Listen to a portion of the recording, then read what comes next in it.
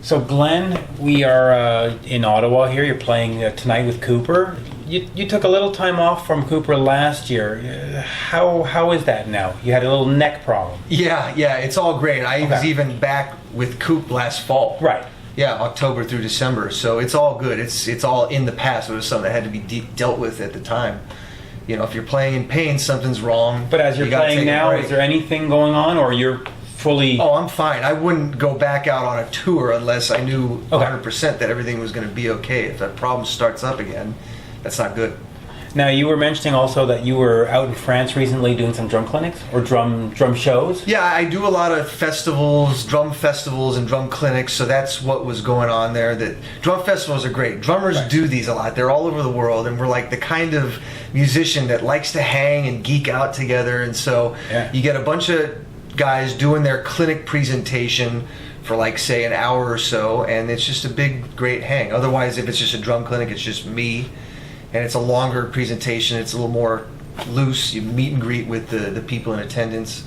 I was in Australia last month doing a clinic tour down there, and then doing some clinics in Japan as well as Orianti's solo dates. It's been good lately. You've been playing with Orianti. Yeah, Chuck Garrick and I, we were doing her shows just recently. Yeah.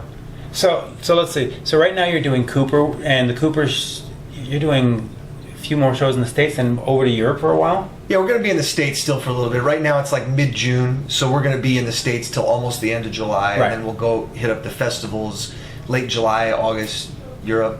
Got Wacken open air. We got some good ones coming up. Wacken's big. Yeah. That's a great one. Yeah. Now, but when you're done with all that, where do you go? Do you just go home and you're on vacation, or you work? Oh, there's never a vacation. There's never a vacation. Kidding? What's that? We don't do that. No. There's some pending Orianti gigs. We're waiting to find out on that. That might pick up right after the last Alice Cooper date in Europe in August. And there are already a couple of Orianti shows mixed in on some off days. Great. I know we're doing, let me see if I can make sure I got this right, July 17th at Webster Studio in New York. Oh, nice. Yeah, we've got that. And then we've got the 100 Club in London on August 7th, which I think is sold out already. That's a nice, small but prestigious, cool venue. We did an Alice show there in 2011, like a last-minute announced thing. And that's when Johnny Depp showed up and jammed with us for the first time. That was not great. That's cool venue. Yeah, a lot of nice YouTube stuff on that. But I mean, other than that, are you recording with anybody else? Are you going on tour with anybody else? I mean, how do you keep yourself busy? Well, there's always hopefully offers that come in for all that stuff, and you got to make sure that people know what your schedule is. You have to say, hey, I'm on a break at this time. It's like you're constantly hustling. Even though you're on a tour, that doesn't mean you're not planning on taking all this time off. You want to fill the time up. It could be teaching private lessons, recording sessions in LA. You know, people call you for things. Hopefully you're available. Hopefully the schedules line up.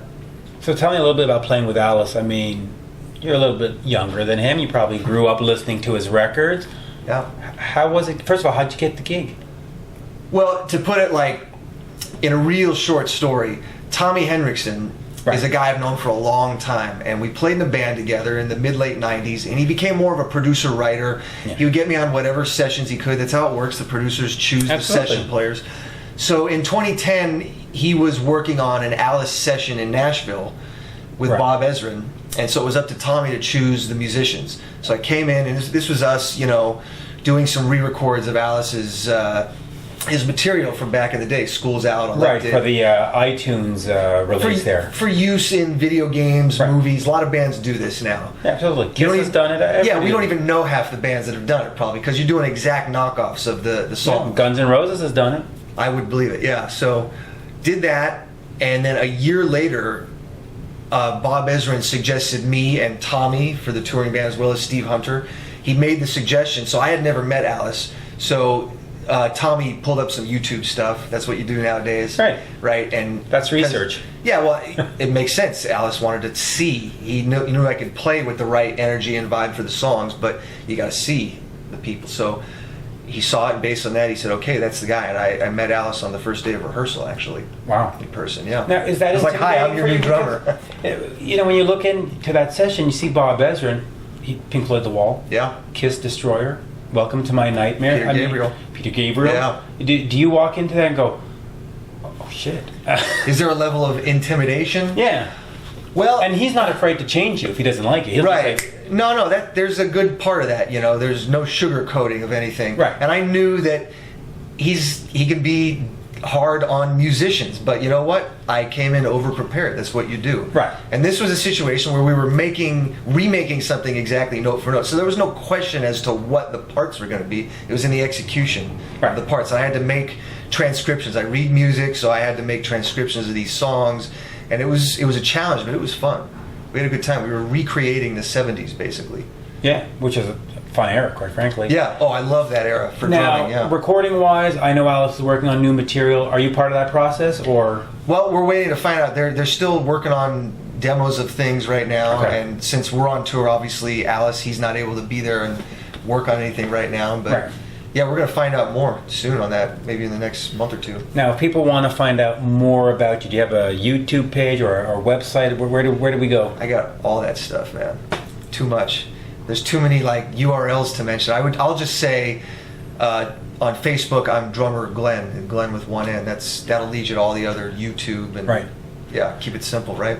It's funny because I was interviewing Black Veil Brides the other day, and I said, "Where can you find you?" And they just go, "Well, Google, type in Black Veil." Yeah, that's probably the easiest. All that stuff comes up as the first and second hit. Right, and it's like, oh yeah, you're probably right. That's probably the easiest one. Yeah, it is. Yeah, YouTube. You got to do that if you want your career to move forward. You got to do all that stuff. Yeah, absolutely. Take it into your own hands. And just before we go, you're on tour with Marilyn Manson. How is that in terms of generation-wise with the two different crowds, and how is it being? We have been loving this tour. Right. There's a lot of people that will come that might not normally come to an Alice show, and vice versa with Manson. And the pairing's been great.